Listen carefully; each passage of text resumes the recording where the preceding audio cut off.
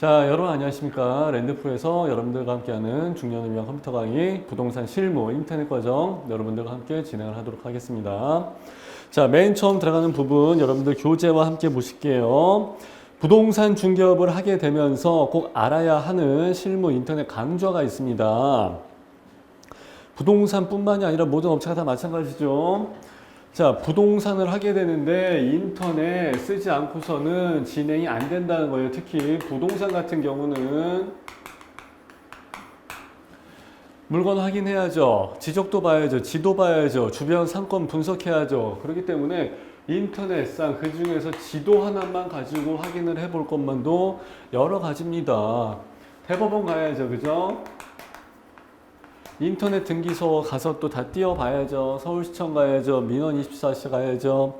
토지 이용 규제 사항 확인해야죠. 그래서 부동산에서는 인터넷 과정 해야 될 일이 상당히 많습니다. 여러분들과 같이 첫 페이지 넘겨볼게요. 자, 부동산 상호 정하기에서 나와 있습니다. 상호를 정하셔야 되는데 정말 중요합니다. 자, 거의 대부분의 상호 어떻게 되어 있습니까?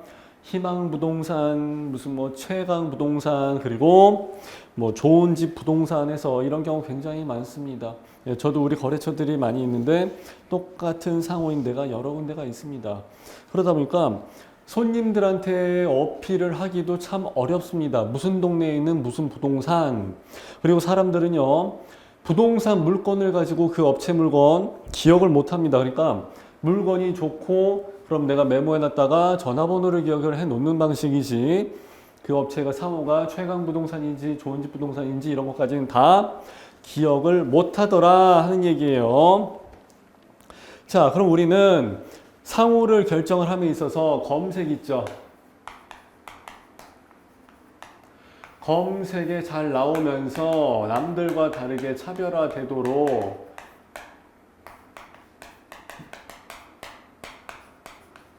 마케팅적인 요소까지 가미해서 잘 정하시는 게 상당히 중요합니다. 자, 검색에 잘 나오는 상호라고 해서 밑에 나와 있습니다.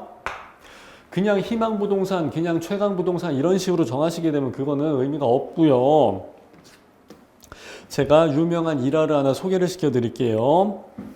젊은 사람들이 홍대 많이 놀러 가니까 홍대에서 맛있는 거 먹으면 좋잖아요. 그죠? 그래서 홍대 맛집 이렇게 해서 검색을 많이 합니다. 그러면은 홍대 맛집이라고 해서 여러 업체들이 블로그 포스팅한 게 쭉 검색에 걸려서 나오겠죠. 그래서 무슨 집에서 쭉 나올 겁니다. 근데 어떤 집이 진짜 상호를 홍대 맛집이라고 해버렸어요. 뭐 미민의 떡볶이집 이런 식으로 해버린 게 아니라 상호 자체가 그냥 홍대 맛집인 거야. 그죠? 그랬더니만 아니 홍대 맛집을 치면 당연히 검색에 잘 나와야 되겠죠. 그죠? 그래서 네이버에서 야 장난하지 마. 니네 상호가 어떻게 홍대 맛집이야. 사업자 등록증 보내주세요 했는데 진짜 상호가 홍대 맛집인 거예요. 검색에 잘 나왔죠. 그죠? 그래서 마케팅을 고려한 상호 그래가지고 상호 하나만 제대로 잘 적어 놓으셔도 검색에 자동적으로 나오게 되고요. 거기에 따라서 매출이 완전히 달라지게 되어 있습니다. 그죠? 그래갖고 상호 하나가 신의 한 수가 돼버린 케이스예요. 자, 부동산에는 어떻게 될까요? 서울 지역에서도 그리고 대구나 울산 같은 데서도 투자 성향이 굉장히 강하신 분들 계십니다. 평택 땅을 참 구매들 많이 하셨습니다. 평택 땅, 평택 토지, 그죠? 자, 이분들은 평택에 가지를 않아. 옛날처럼 현장 딱 나가서 물건 구하러 막 현장 다니고 그러지는 않습니다. 왜냐면은 다른 대도시 같은 데서 사모님들이 와갖고 예? 세단 자동차 딱 끌고 와갖고 그 동네 토지 이렇게 쭉 보고 가고 그러면은 금액이 올라가 버리기 때문에 현장 그렇게 왔다 갔다 안 해요. 자, 어떻게 했겠습니까? 약은 약사에게, 부동산은 부동산에게 물어봐야죠. 그래서 어떻게 했어요? 부동산 찾아냈을 거 아닙니까? 부동산, 평택에 와본 적도 없는데 평택에서 거래를 해야 돼. 평택 땅 하나 살라고 하니까 어떻게 검색을 했겠어요? 평택 부동산이라고 검색을 했겠죠. 그래서 우리 저번에 평택에서 수강을 하신 우리 회원분들 한 분 또 계십니다. 부동산 상호가 뭐예요? 평택 부동산이에요. 평택 부동산. 기가 막히게 잘 지어놨죠. 교본 그대로 아주 딱 잘 정해놨습니다. 그래서 외지 사람들이 네이버 검색창에다가 평택 부동산 치기만 하면 이 업체는 참 검색에 잘 나옵니다. 그죠? 제목은 이런 식으로 정하는 거예요. 내가 원하는 대로 정하는 게 아니라 사람들이 찾게끔 검색에 나오게끔 마케팅이 되게끔 상호를 정하시는 겁니다. 아, 내가 은퇴하고 나서 한 피 1억 5천 주고 샀고 인테리어 했고 하나 건물 매입했고 한 3억 들어갔어요. 내가 사장이야. 그렇다고 해서 내가 원하는 대로 상호를 정할 수는 있어도 그렇게 하시는 거 아닙니다. 자, 우리는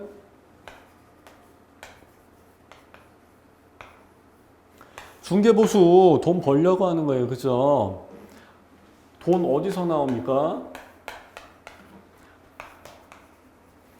고객들한테 나오잖아요. 그러면은 눈높이를 고객들한테 맞춰야 되겠어요? 내 집이라고 내 맘대로 다 해야 되겠습니까? 그죠? 상호는요, 철저히 고객의 눈높이에 맞춰가지고 그 수준에 맞춰갖고 그들이 원하는 대로 정하는 게 상호의 기본입니다. 상호야말로 마케팅의 시작입니다. 자, 그래서 여러분들이 상호 정하실 때 최대한 합리적인 선택을 하시는 게 좋습니다. 자기 만족을 위해서 상호 정하지 마세요. 자, 그럼 이제 나도 상호를 정해야 되는데 이 상호 정하는 게 굉장히 어렵습니다. 브랜드 네이밍 작업이라고 그러죠. 마케팅 용어로 네이밍 작업, 브랜드화 작업이라고 하는데 이거 하나만 가지고도 먹고 사는 사람들이 많이 있습니다. 그래서 이름 정하는 게 장명 굉장히 어렵습니다. 기발한 아이디어 사례를 한번 제가 말씀을 드릴게요. 자, 영주 미용실이 아니라 영주 명실입니다. 명실. 재밌게 써놨죠. 아마 사람들이 안 잊어버릴 거예요. 자,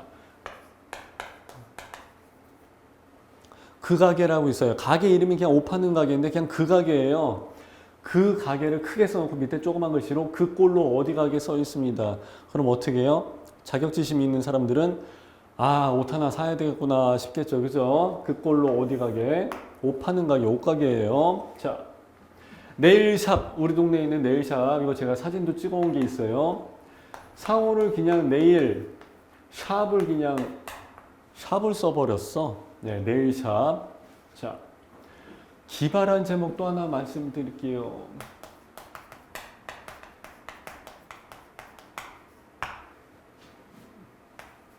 논현동인가 그랬을 거예요. 자, 상호가 면사무소입니다. 뭐예요? 이건 진짜 면사무소가 아니라 여기는요 칼국수 집이에요. 그죠? 상호 참 기발하죠. 자, 제가 여러분들하고 같이 또 재미있는 상호를 한번 직접 인터넷 두들겨 보고서 찾아보도록 할게요. 그래서 여러분들이 창의력을 좀 자극이 될 수 있도록 제가 해드릴게요. 자, 네이버에 들어가서요 검색창에다가 재미있는 상호라고 해서 검색을 한번 해보겠습니다. 눌러볼게요. 자, 밑에 재미있는 간판에서 나와 있는 게 하나 있습니다. 자, 논현동 면사무소에서 나와 있는데 옆에 뭐라고 나와 있어요? 칼국수 요리 전문점에서 나와 있는 게 보이실 겁니다. 자, 그리고 다른 데도 한번 가볼게요. 이 페이지는 끄고요. 자, 첫 번째 거 한번 보겠습니다. 웃기는 상호명에서 이제 나와 있습니다. 자, 이거 아주 유명한 거죠. 누렁이도 찰스처럼 강아지 애견샵이에요. 미용실.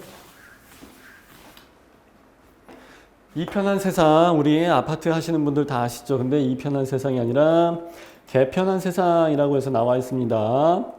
자, 개편한 세상 나와 있고요. 루이비통이 아니라 루이비똥개라고 해서 나와 있습니다. 그래서 이것도 미용실, 강아지 애견 미용실이에요. 젊은 사람들이 운영을 하다 보니까 좀 센스 있게 장명한 경우가 굉장히 많습니다. 자, 요거는요 카카오톡이 아니라 애견 카페, 카카오독이라고 해서 나와 있습니다. 자, 여기는요 카페베네, 커피숍 있죠? 카페베네가 아니라 카페게네라고 해서 나와 있고요. 아웃백 스테이크하우스가 아니라 아웃백이라고 해서 젊은 사람들이 쓰는 글씨를 써버렸고요. 야동, 야간에 동네에서 술집인 것 같습니다. 그리고 여기는 야동상이라고 또 실제 있네요. 자, 슈퍼 이름이 그냥 슈퍼네예요. 슈퍼네. 언니 저예요, 형님 저예요에서 주점이 나와 있고요.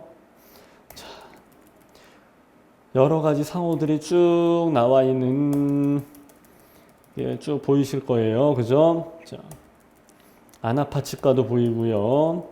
진상, 여러 업체들이 많이 나와 있습니다. 자, 이런 것들은 여러분들이 심심할 때 한번 찾아보시게 되면은 재미있는 센스가 느껴지는 그런 상호들이 많이 나와 있습니다. 여러분들도 한번 참고를 해보시고요. 부동산 같은 데서는 어떻게 참고를 하시냐? 제가 우리 일전에 말씀을 드린 적이 한번 있을 겁니다. 자, 네이버에 들어가세요. 서울시청으로 해서 들어가 보겠습니다.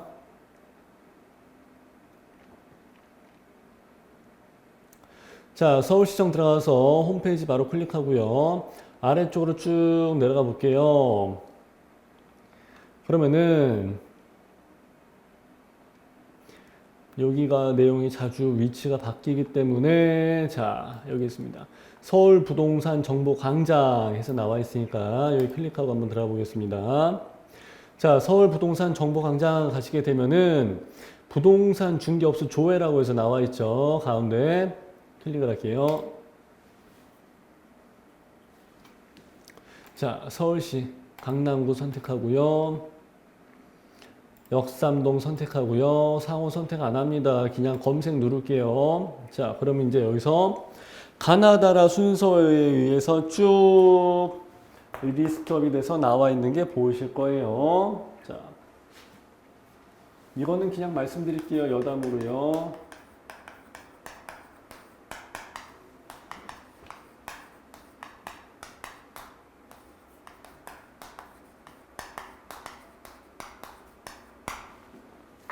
서울시에서 리스트업을 할 때 특수 문자, 가로가 들어가 있으니까 가로가 먼저 들어갔겠죠. 그래서 특수 문자를 먼저 집어넣고 그 다음에 숫자 집어넣고 그 다음에 영어 집어넣고 그 다음에 한글 순으로 해서 쭉 리스트업을 해줬습니다. 그래서 역삼동을 보니까 653개의 부동산이 등록이 되어 있는 게 보이실 겁니다.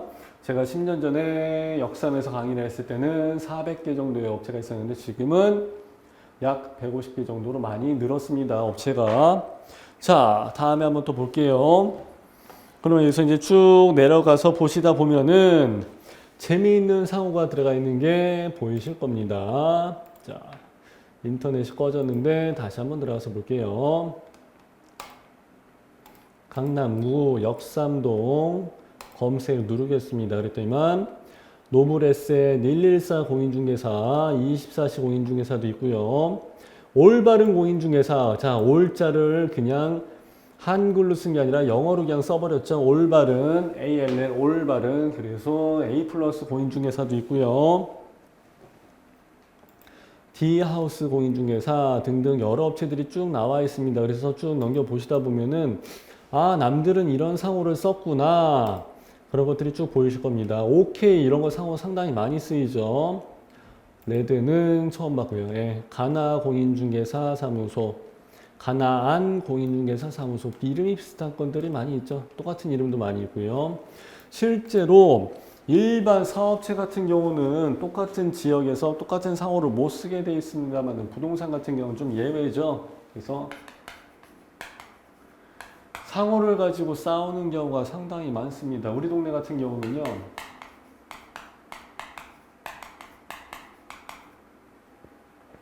장안동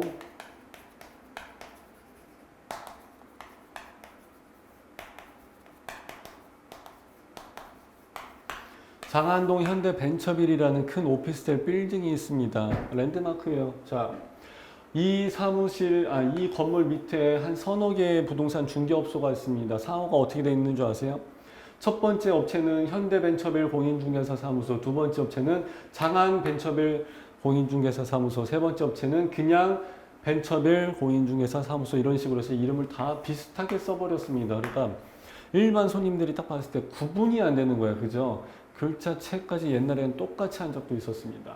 그러다 보니까 차별성이 안 나오는 경우가 상당히 많더라고요. 자, 여러분들은 여기서 쭉 상호를 한번 좀 600개 정도 다 검색을 해보세요. 그러면은 기가 막히게 재미있는 상호들을 다 찾아내실 수가 있습니다. 그래서 장명하시는데 다른 업체의 상호를 검색을 해보시면 창의성이 있는 차별화된 상호를 여러분들이 장명하시는데 도움이 많이 될 겁니다. 자, 참고로 마우스를 갖다 대서 쭉 보니까 등록번호가 나와 있고요. 상호가 나와 있고 위치 나와 있고요. 대표자 해서 쭉 나와 있고 영업 중 해서 나와 있습니다. 예. 특이한 성씨도 있네요. 그죠? 자, 한번 클릭을 한번 해볼게요. 그래서 여기서는 어떠한 정보를 제공을 해주고 있는데 아마 여러분들 컴퓨터에서는 원활하게 제공이 될 거예요. 제가 지금 크롬을 설치해놔서 크롬으로 봐서 그러는데 일반적으로 여기서는 상호, 대표, 무슨 뭐 벌금 낸 기록이 있는지 없는지, 전화번호 어떻게 되어 있는지 해서 이 안에 이 업체에 대한 상세한 내용들이 그대로 다 확인을 하실 수가 있습니다. 만일 여러분들이 이 거래처라면은 한 번씩 확인을 해 보시는 것도 도움이 될 겁니다. 어떤 업체인지. 자, 그렇게 해서 서울시청 홈페이지를 들어가서 상호를 검색을 하시게 되면은 상당히 유용하게 쓰일 수가 있습니다. 자, 이제 쭉 내려가 볼게요.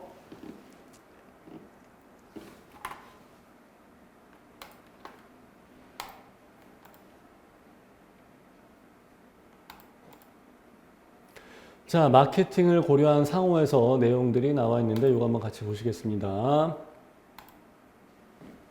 아까 제가 말씀드린 내용이 그거예요.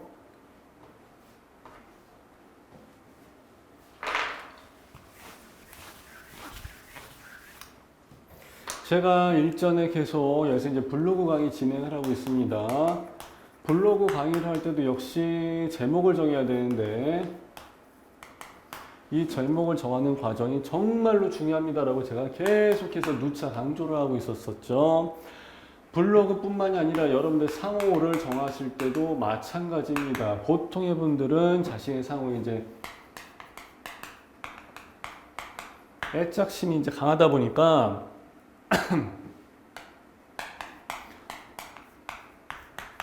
본인의 의지대로 본인의 의지를 아주 강력하게 피력하시는 분들이 계십니다. 그래서 나는 정말 아주 성실하고 깨끗하게 사람들한테 정말 좋은 집을 소개를 해줄 거야. 그래갖고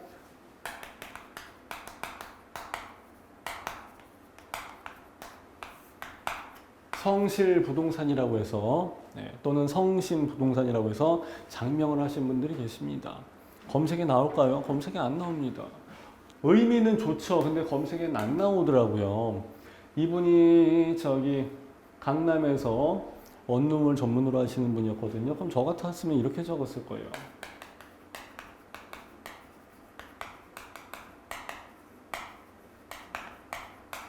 강남 원룸 부동산 또는 강남 오피스텔 부동산 이런 식으로 적었으면 어떻게 되겠어요?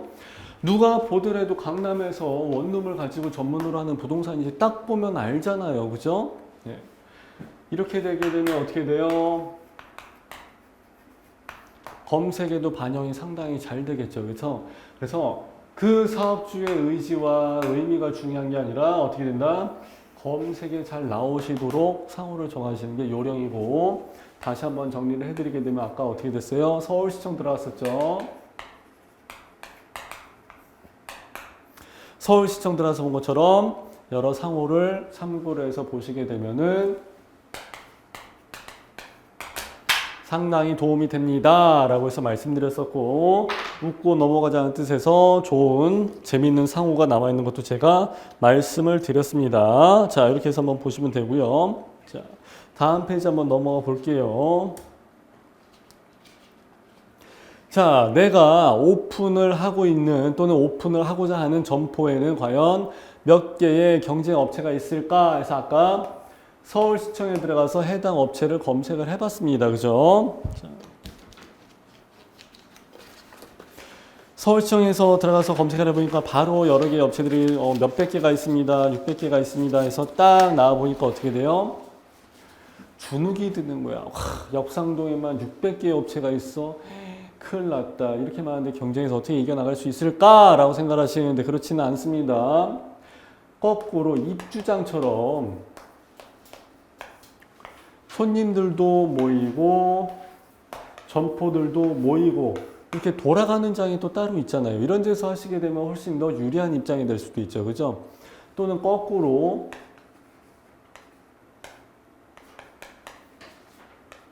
독탕이라고 그러죠. 독탕. 혼자서 완전히 점유하고 있는 곳. 이런 것도 있어요.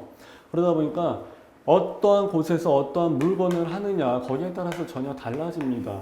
아파트 같은 경우를 한다 그러면 당연히 되는 장, 입주장으로 들어가야죠.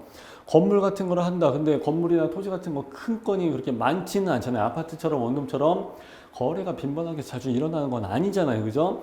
그럴 때는 경쟁 업체가 없는 독탕에서 혼자 자리를 잡고 하시는 것도 상당히 유리한 선택이 될 수 있다는 거죠. 자, 그래서 서울시청 같은 데서 해당 점포가 경쟁업체이겠지 다 몇 개의 업체가 있는지 한 번씩 확인을 해 보시는 게 좋은 방법이고요. 다음번 방법은 뭐냐면은 블로그를 통해서 컨텐츠를 검색을 하는 방법이 있습니다. 자, 역시 다시 네이버로 한번 가볼게요. 네이버 검색창으로 들어가서 중개업소 조회는 더 이상 하지 않고 자 여기다가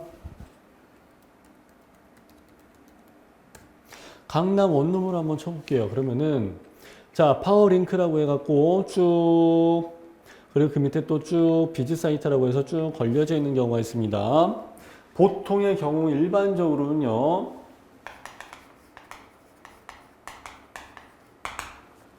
파워링크는 10개의 자리가 만석입니다. 만석. 보통 인기가 없는 단어다 그러면 3개밖에 자리가 없어요. 네. 10개씩이나 공석으로 내비둘 필요가 없으니까. 그죠?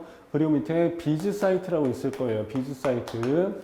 이런 경우도 5개가 만석이기는 한데 가끔씩 비즈 사이트가 파워링크 바로 밑에 딱 붙어서 나오는 경우도 있고요. 또는 어떤 단어냐에 따라서 파워링크 나오고 다른 거 컨텐츠가 쭉 나오고 그 밑에 맨 마지막에 가서야 파워링크 밑에 비즈 사이트가 맨 아래쪽에 짠 하고서 나오는 경우도 있습니다. 단어에 따라 다 달라요. 자, 근데 여기에 10개의 단어 만석 그리고 여기에 5개의 단어가 만석으로 해서 꽉꽉 차여져서 나왔다 이겁니다. 여기에. 그러면은 광고가 이렇게 많이 만석으로 들어가 있다는 얘기는 뭐예요?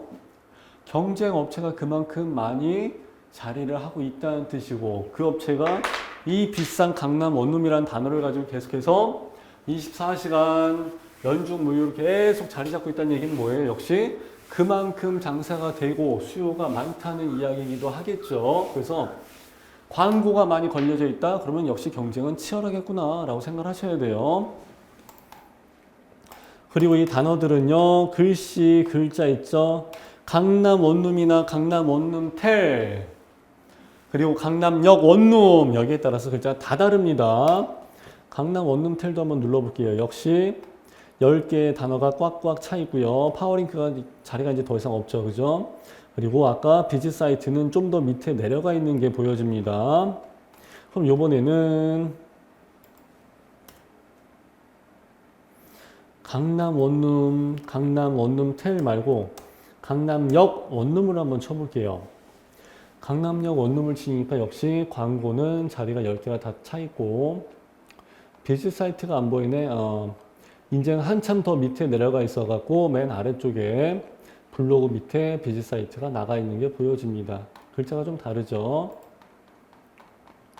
자, 우린 여기서 이제 블로그를 한번 가보도록 하겠습니다. 블로그 많이들 들어가십니다. 예, 네이버 여기서 네이버 부동산으로 해서 들어가는 경우는 그렇게 많지가 않습니다. 우리 거 블로그를 통해서 들어오신 분들이 아마 훨씬 더 많을 겁니다. 자, 강남역 원룸으로 검색을 했습니다. 그랬더니 아래쪽에 블로그 34,040건이 나와 있습니다. 강남역 원룸 했을 때 그러면은 강남역 원룸이랍시고 글을 써서 검색에 걸려서 나온 게 컨텐츠가 총 34,000개. 그러면 굉장히 많은 거거든요. 역시 강남역은 경쟁이 치열합니다. 네. 보통 2,000건 이상만 넘어가게 되면은 광고는 다 해야 된다고 얘기를 합니다. 블로그 무조건 해야 되고 광고도 해야 되고 돈도 많이 써야 된다라고 얘기를 합니다. 조회수 블로그 검색해서 2,000건 이상이 나오게 되면은요. 근데 여기는 2만 건도 아니고 3만 건이 나오기 때문에 굉장히 양이 많은 거예요. 자, 화면이 자동으로 돌아가는데 다시 해서 위로 한번 올라가 볼게요. 요번에는 강남 원룸을 한번 검색을 해 보겠습니다. 그랬더니만 요번에는 좀 낫네. 블로그에서 보니까 여기는 27,000개의 콘텐츠들이 쭉 나오고 있습니다. 그러면은 강남 원룸으로 했을 때 27,000개 중에서 10등 안에 들어야지 일단은 1페이지에 나온다 그 얘기죠. 강남 원룸만 나오면은 얼마나 좋겠습니까? 강남 원룸과 관련이 있는 강남 용달 이사 인테리어 업체 무슨 이런 업체들까지 같이 나와 있습니다. 그러니까 점점 더 많아지죠. 점점 더 치열해질 수밖에 없고 그래서 치열하겠다. 27,000개 중에서 10등 안에 들어야 나오겠구나 라고 생각하시면 돼요. 강남 원룸 텔 아까 나왔었던 거 이거 한번 눌러볼게요. 블로그에서 과연 얼마큼 나오느냐. 어우 상당히 적게 나오네. 강남역 원룸과 강남 원룸 같은 경우는 아까 27,000개 3만 건이 나오고 있었는데 여기서는 강남 원룸 텔 그러면 5,300건으로 해서 경쟁이 훨씬 치열하게 경쟁이 훨씬 더 쉽게 확 줄어들었죠. 난이도가 34,000개 중에서 1페이지에 10등 안에 들어간 것보다 그래도 5,000개 중에서 이 안에 들어간 게 훨씬 더 낫겠죠. 그래서 어떠한 단어를 쓰느냐 거기에 따라서 경쟁이 달라진다는 거예요. 이 안에서는 그 여러분들 참고하셔야 되고요. 역시 강남 아파트라고 치게 되면 또 다른 검색 결과가 나오게 될 겁니다. 자, 요번엔 다시 앞에 페이지로 들어가서 광고 영역을 통한 조회수 검색이라고 해서 나와 있는데 요거 제가 하나 보여드릴게요. 정말 중요한 부분입니다. 일반 사람들은 이 부분을 잘 모르시더라고요. 알 수가 없죠. 자, 네이버에 들어가서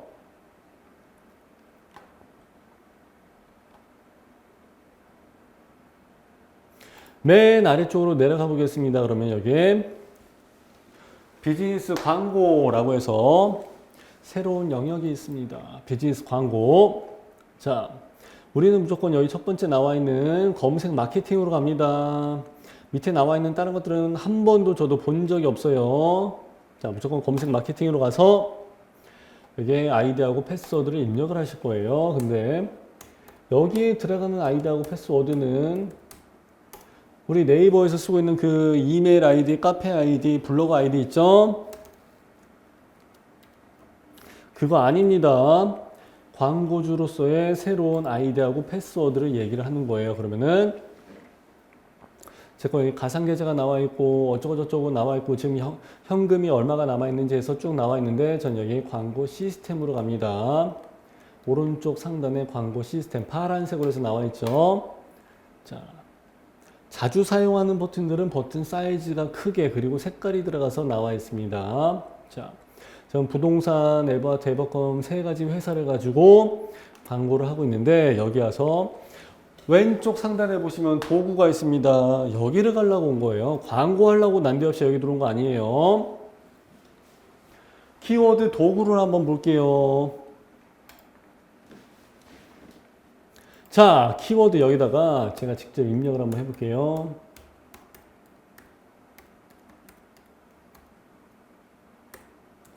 강남 원룸 조회하기 그러니까 어떻게 나오나 보자. 강남 원룸을 조회를 하니까 이렇게 나와 있습니다. 월간 검색수 PC에서는 1200, 모바일에서는 2300, 2배 가까이 차이가 나네, 그죠? 하여튼 한 달에 3,500번 이상은 일단은 강남 원룸을 사람들이 두들겨 본다 그 얘기예요. 그렇구나. 알았어. 좋아. 그럼 요번에는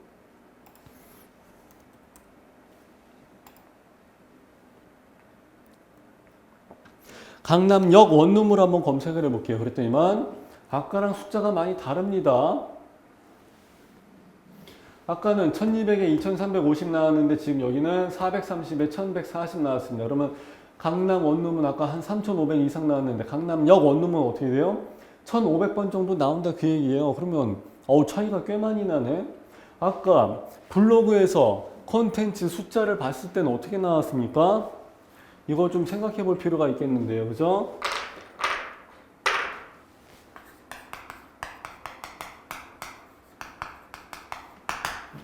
강남 원룸 1200에 2300이니까 3500 월간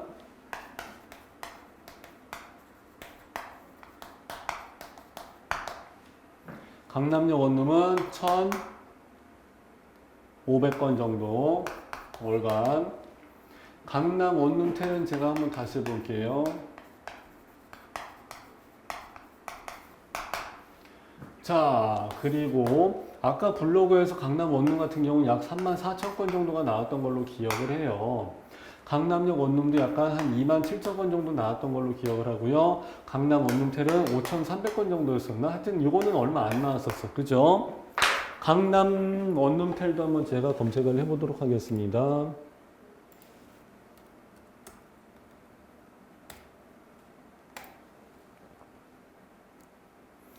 강남 원룸텔 하니까 얘는 540에 890 해갖고 한 1300, 1400 정도 나오는 것 같아요. 네. 그러면은 아까 블로그로 해서 봤을 때는 얘가 경쟁이 훨씬 더 쉬웠었고, 근데 사람들이 많이 찾는 건 이거를 이 단어를 조회수로 가장 많이 찾고, 경쟁은 또 여기가 또 대신에 굉장히 치열했었고요. 그죠? 애매하죠, 지금. 얘는 1500건이 나오면서 27,000건 정도가 경쟁이 치열합니다. 그럼 얘는 일단 상대적으로 좀 밀리겠네. 그죠? 단어를 잡고서 들어갈 때 어떠한 단어가 가장 이득이 되겠는지 1번, 2번, 3번 중에서 저는 벌써 계산이 딱 나왔습니다. 그럼 블로그 쓸 때, 요 단어를 가지고 주력으로 밀고 나가야 되겠구나. 답이 나와버리죠. 그죠? 자, 이런 식으로 해서 실제 조회수를 가지고, 그리고 블로그 컨텐츠량을 가지고, 이런 것들을 가지고 여러분들이 직접 찾아보시게 되면은, 야, 내가 강남에서 내가 원룸 가지고 장사하려고 들어가 있었는데 저 정도 사람들이 많이 찾고 저 정도 경쟁은 나오게 되는구나. 감은 잡으셔야 됩니다. 자, 그래서 인터넷 마케팅 과정에서 이런 내용들을 여러분들하고 직접 확인을 해 봤습니다. 자, 필요 없는 내용들은 꺼버리고요. 자, 다시 우리 파워포인트로 한번 들어볼게요. 그래서 블로그를 통한 콘텐츠 검색과 광고 영역을 통한 조회수 검색, 그리고 서울시청에서 과연 몇 개의 업체가 등록이 되어 있는지 여러분들하고 직접 확인을 해 봤습니다. 자, 이제 5페이지로 한번 가볼게요. 자, 5페이지에서는 물건을 확인하기 위한 지도, 거리, 면적에서 물건지 주변에 대한 데이터 내용들이 나와 있고요. 그리고 6페이지에 보시게 되면은 거리 면적 이외에도 주변 지도, 상권이랑 편의시설 이런 것들을 통합적으로 검색을 할 수 있는 칸이 나와 있습니다. 자, 그리고 7페이지 한번 볼게요. 카페, 7페이지에서부터 이제 카페 활동으로 해서 쭉 넘어가게 되는데, 카페도 이제 부동산에서 활용을 하시게 되면 상당히 이득이 많이 됩니다. 굉장합니다. 그 부분을 제가 이제 또 말씀을 드리도록 하겠습니다. 자, 그래서 일단은 지금 1교시에서는 블로그, 그리고 이런 것들 할 때도 마찬가지죠. 네. 상호를 가지고 어떻게 정해야 되는지 서울시청 블로그, 그리고 광고 조회수 검색하는 것까지 확인을 해 보았습니다. 자, 2교시에서 우리 지도, 부동산에서는 지도를 빼먹고 들어갈 수가 없습니다. 토지만 가지고서 토지하는 사람들만 지도 쓰는 거 아니에요. 일반적인 아파트, 원룸을 하시는 분들도 지도 무조건 봅니다. 그래서 부동산에서 인터넷 활용 지도를 가지고 어떻게 하는지 여러분들과 함께 보도록 하겠습니다. 자, 2교시 때 계속해서 진행을 하도록 할게요.